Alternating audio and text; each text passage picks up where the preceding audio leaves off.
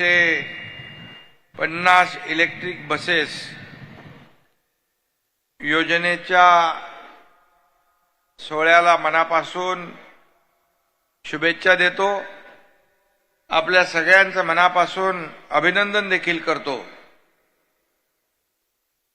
कारण आता काळ बदलतोय।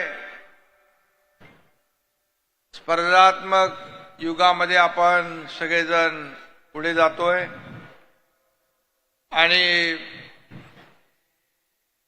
तंत्रज्ञान वाढतंय आणि अशा परिस्थितीमध्ये इलेक्ट्रिक व्हेकल ही काळाची गरज आहे, कारण आता पर्यावरण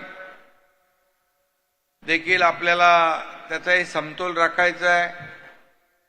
आता आपल्याकडे इलेक्ट्रिक व्हेकल पण आहे, सीएनजी पण आहे आणि डिझेल पण आहे आणि एलएनजीचा आपण तो करार केला मध्ये, तो 5000 बसेसचा आपण एलएनजी डिझेल टू एलएनजी,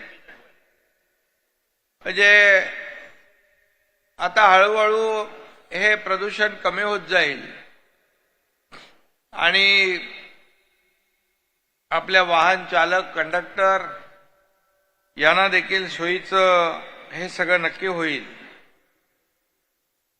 कारण आपण पाहतो एसटी ही किती जुनी आहे, किती वर्षापासून सेवा देते आहे। खरं म्हणजे एसटी ही आपली महाराष्ट्राची लाईफलाईन आहे असं म्हटलं तर वावगं ठरणार नाही, कारण गाव तिथं रस्ता आणि गाव तिथे एसटी।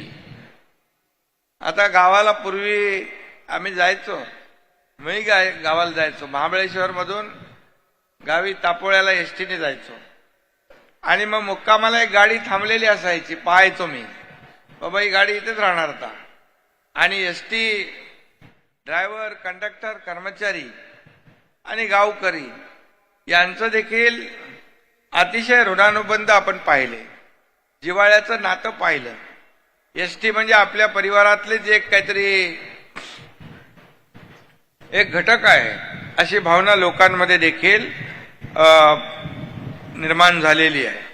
आणि म्हणून ग्रामीण भागाचा आज जो विकास झाला त्यात खरं म्हणजे एसटीचं देखील मोठं योगदान आहे, आणि एसटी जाण्यासाठी पण आपल्याला रस्ता पाहिजे आणि मग मागणी व्हायची, रस्ता नसायचा, त्यामुळे शासनाच्या वतीने रस्ते देखील